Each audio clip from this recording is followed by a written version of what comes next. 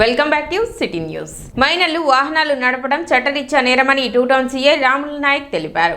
మైనర్లు వాహనాలు నడుపుతూ పట్టుబడినట్లయితే వారి తల్లిదండ్రులను కూడా బాధ్యులను చేసి చట్టపరమైన చర్యలు తీసుకోవడం జరుగుతుందని ఆయన చెప్పారు. అదేవిధంగా మైనర్లు వాహనాలను తనఖా పెట్టి వాటితో వచ్చే డబ్బుతో జలసాలు చేస్తూ జీవితాలను నాశనం చేసుకుంటున్నారని తెలిపారు. ముఖ్యంగా సెల్ ఫోన్ కు బానిసలుగా మారి చెడు మార్గం పడుతున్నారని, సెల్ ఫోన్ కారణంగా లాభాల కంటే నష్టాలు ఎక్కువగా ఉన్నందున మైనర్లకు సెల్ ఫోన్ ఇవ్వరాదని తల్లిదండ్రులకు వివరించారు. పబ్జీ వంటి గేమ్లు ఆడుతూ చిన్న వయసులోనే మానసిక రుగ్మతలకు లోనవుతున్నారని, తల్లిదండ్రులు వారి యొక్క పరిరక్షణలోనే సెల్ ఫోన్ ఇవ్వాలని సూచించారు. మైనర్స్ ఈ బైక్ రైడింగ్ చేస్తున్నారు.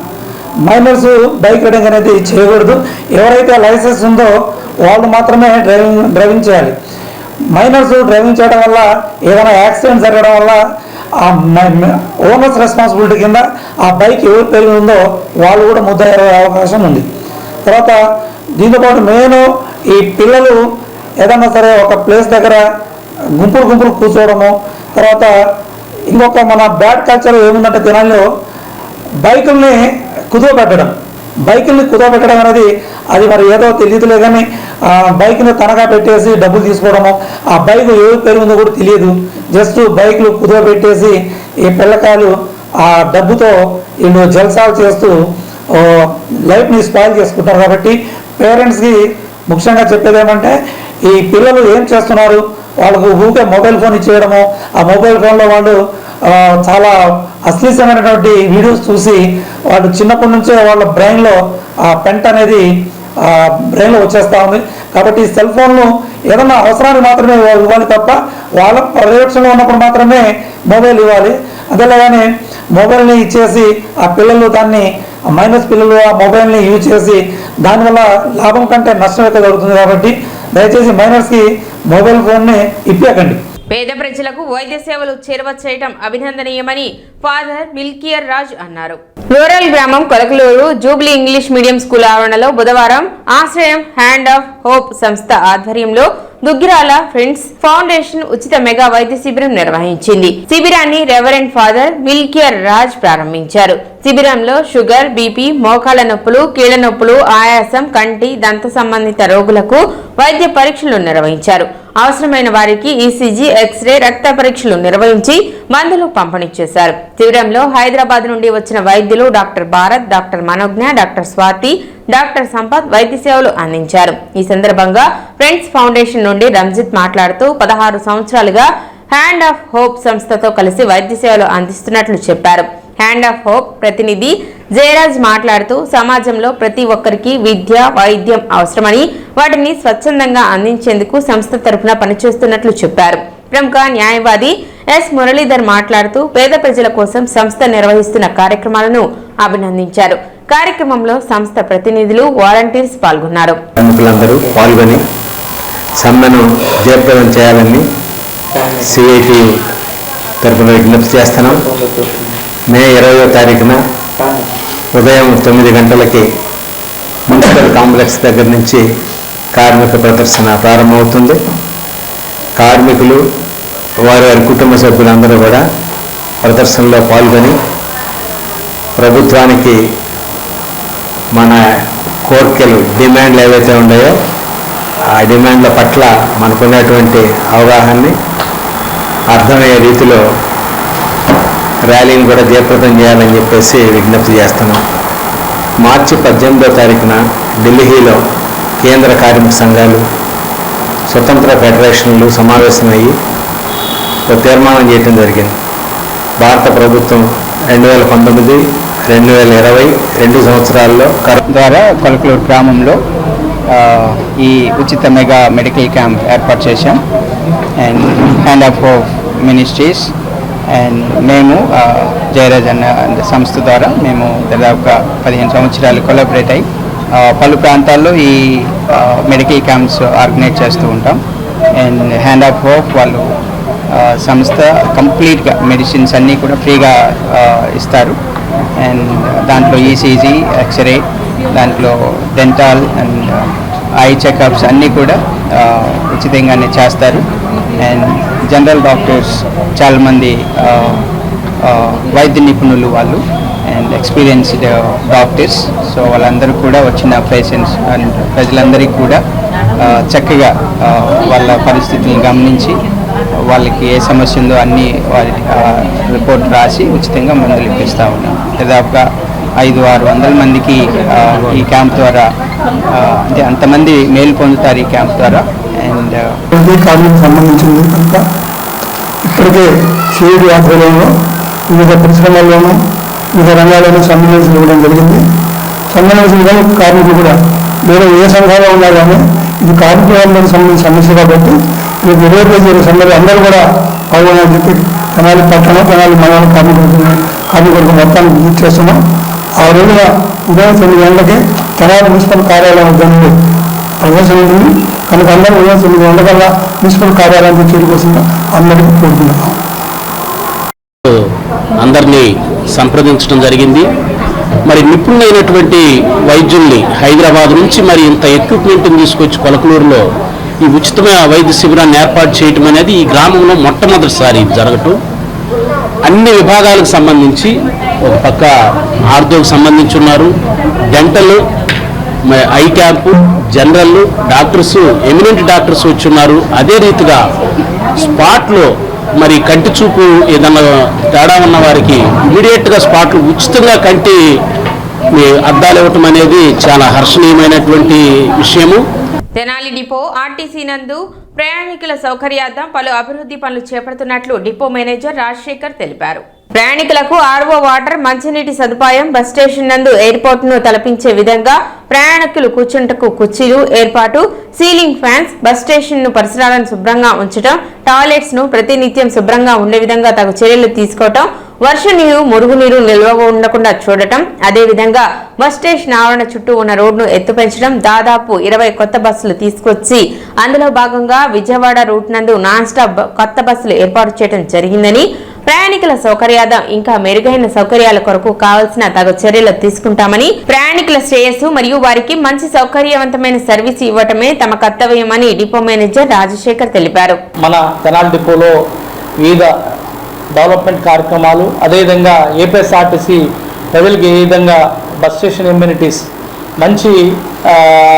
మంచినీళ్ళు కానీ, ఆర్ఓ మంచినీళ్ళు కానీ, అదేవిధంగా మనకి మంచి ఎయిర్పోర్ట్లో అయితే ఏదైతే బెంచీలు వేస్తారో అలాంటి బెంచీలు కానీ, అదేవిధంగా ఫ్యాన్స్ అన్ని వర్కింగ్ కండిషన్లో ఉన్న ఫ్యాన్స్, ఎప్పటికప్పుడు లైట్స్ కానీ ఫ్యాన్స్ కానీ ఒక ఎలక్ట్రీషియన్ పెట్టి ఎప్పటికప్పుడు ప్రయాణికులకి ఎండాకాలంలో ఎటువంటి ఇబ్బంది లేకుండా వారికి మంచి సౌకర్యాన్ని కలిగించే విధంగా అదేవిధంగా ప్యూరిఫైర్ వాటర్ ఎలాగైతే ట్యాప్ వాటర్ కాకుండా మనం ప్యూరిఫై చేసిన తర్వాత ప్రతి 2 నెలలకు ఒకసారి వాటర్ యొక్క నాణ్యతను పరిశీలించి టెక్నీషియన్ పిలిచి పరిశీలించిన తర్వాత మాత్రమే ప్రయాణికులు ఇవ్వటం జరుగుతుంది. ఈ అవకాశాన్ని మన రోజుకి మన తెనాలి డిపోలో ప్రతినిత్యం ప్రయాణిస్తున్న 35,000 మంది ఫీడ్బ్యాక్ కూడా ఏపీఎస్ఆర్టీసీ తెనాలి డిపో మీద మంచి ఫీడ్బ్యాక్ ఇవ్వటం జరుగుతుంది. అదేవిధంగా మనం వర్షాలు వస్తే హెవీ మోటార్ వర్షాలు వచ్చిన వెంటనే 1 గంట 2 గంటల లోపల తెనాలి బస్ స్టాండ్లో ఒక్క చుక్క నీరు లేకుండా, ముందు ఒకప్పుడు మన తెనాలి బస్ స్టాండ్లో వర్షాలు వస్తే 3-4 రోజుల వరకు నీరు పోయేవి కాదు. కానీ ఈ మధ్యకాలంలో మంచి మోటార్లు బిగించి వాటిని తెనాల్లో మన బస్ స్టాండ్ అయితే 1 గంట 2 గంటల్లో అన్ని వాటర్ని క్లియర్ చేసే విధంగా సిస్టమ్స్ని పెట్టడం జరిగింది. అదేవిధంగా బస్ స్టేషన్లో టాయిలెట్స్ అయితే ప్రతి గంటకి కంట్రోలర్ తర్వాత సూపర్వైజర్ తర్వాత ట్రాఫిక్ ఇన్ఛార్జ్, అదేవిధంగా రోజుకు ఒకసారి డిపో మేనేజర్ కూడా బస్ స్టేషన్లో ఉన్న టాయిలెట్స్ని పరిశీలించి వాటికి ఎక్కడ ప్రయాణికుల దగ్గర నుంచి అదనపు డబ్బులు వసూలు చేయకుండా కేవలం 5 రూపాయలు ఇచ్చే వాళ్ళు ఉపయోగించే విధంగా బోర్డింగ్ పెట్టడం జరిగింది. అదేవిధంగా ప్రతి స్టాల్స్లో మనం తెనాలి బస్ స్టాండ్లో ఈ షాపులోని వస్తువులన్నీ ఎంఆర్పి రేట్లకే అమ్మబడును అనే విధంగా స్లోగన్స్ కూడా పెట్టడం జరిగింది. అదేవిధంగా మరికొన్ని విధంగా బస్ స్టేషన్లో నైట్ కానీ ఒకవేళ కరెంట్ పోయిన వెంటనే వితిన్ మినిట్స్లోనే జనరేటర్ వేసి ప్రయాణికులకి ఎక్కడ బ్లాక్ షేడ్ అంటే చీకటి అని కనిపించకుండా ఈ మధ్యకాలంలో మనం లైటింగ్ను కూడా ప్రతి సంవత్సరం ఒక స్పెషల్ డ్రైవ్లా పెట్టుకొని దాని మీదే 2 నుంచి 3 లక్షల రూపాయలు ఎల్ఈడి లైట్ మీదే మన తెనాలి డిపో ఖర్చు చేయడం జరుగుతుంది. అదేవిధంగా ప్రయాణికు కావాల్సిన ఏసీ బస్సులు కానీ, సూపర్ లగ్జరీ బస్సులు కానీ, ఎక్స్ప్రెస్లు కానీ, ఆల్ట్రా డీలక్స్ కానీ, పల్లెలకు కానీ ఈ మధ్యకాలంలో మనం ఒక 20 బస్సుల్ని మన గౌరవ మంత్రి గారి చేత ఓపెన్ కూడా చేయించడం జరిగింది. చాలా మన జోన్లోనే తెనాలి డిపో ఒక ఆదర్శ డిపోగా ముందుకు వెళ్తూ ఉంది. ఇంకొన్ని ఏదైనా ప్రయాణికుల దగ్గర నుంచి ఏదైనా మనకు కావాల్సిన ఎమ్యూనిటీస్ ప్రయాణికు ఇంకా మెరుగైన సౌకర్యాలు ఏదైనా కావాలంటే డైలీ డిఎం కార్యక్రమంలో చెప్పిన వల్ల వారికి ఇంకా మెరుగైన సౌకర్యం కల్పించి తెనాలి డిపోని మన నెల్లూరు జోన్లోనే ఒక మోడల్ డిపోగా, అదేవిధంగా ప్రయాణికులు ఎటువంటి ఇబ్బంది లేకుండా అది ప్రయాణికులు ఏదైతే కోరారు ఈ మధ్యకాలంలో తెనాలి గుంటూరు నాన్ స్టాప్లో ముందు కౌంటర్లో ఇచ్చేవాళ్ళం, అందరు ప్రయాణికులు బస్సులో ఇప్పించండి అన్నారు టికెట్స్ని. ఆ విధంగా కూడా మనం తెనాలి బస్ స్టాండ్లో బస్సులోనే ప్రయాణికులకి ఇబ్బంది లేకుండా బస్సులో టికెట్లు ఇచ్చే విధానం కూడా మనం చేయడం జరుగుతుంది. వీరాంజనేయ స్వామి దేవస్థానం ట్రస్టు ఆధ్వర్యంలో వీర జవాన్ మురళీ నాయక్ ఘన నివాళి అర్పించారు. పట్టణంలోని మెయిన్ రోడ్లో ఏర్పాటు చేసిన కార్యక్రమంలో మురళీ నాయక్ చిత్రపటానికి పూలమాలలు వేసి నివాళులు అర్పించారు. కార్యక్రమంలో కొలిపాకుల శ్రీమన్నారాయణ, కడియాల శ్రీనివాసరావు, పెండేల పూర్ణ, రమావత్ బాబు నాయక్, ఆలపాటి శివ, గుర్రం సీతారామయ్య, కొప్పరావూరు కిషోర్, మురళీ నాయక్ తదితరులు పాల్గొన్నారు.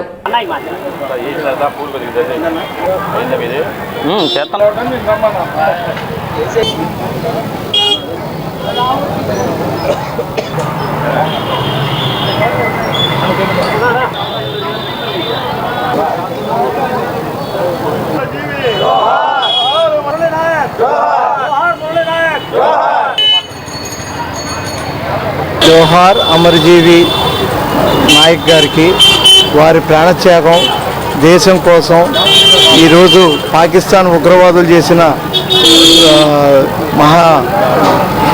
మహాయుద్ధకాండకి వాళ్ళు మన మిలిటరీ వాళ్ళు ఎంతో విధంగా పోరాటం చేస్తున్నారు.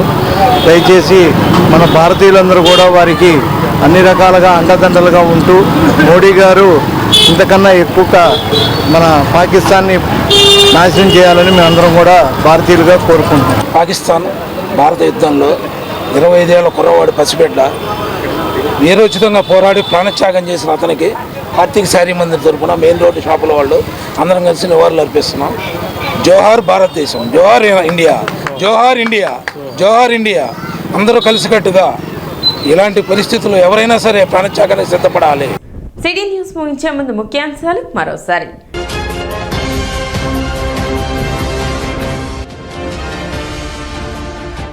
ఆర్టీసీ ప్రయాణికులకు మెరుగైన సేవల కల్పనకు కృషి, డిపో మేనేజర్ రాజశేఖర్ వెల్లడి.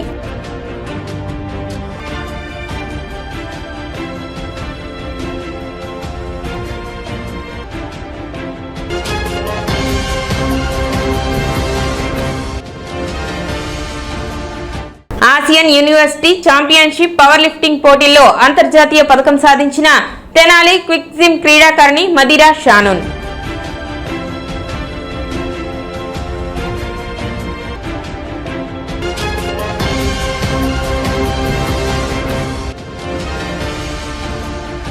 బహిరంగ మద్యపానం చట్టరీత్యా నేరం, టూ టౌన్ సిఐ రాముల్ నాయక్ హెచ్చరిక.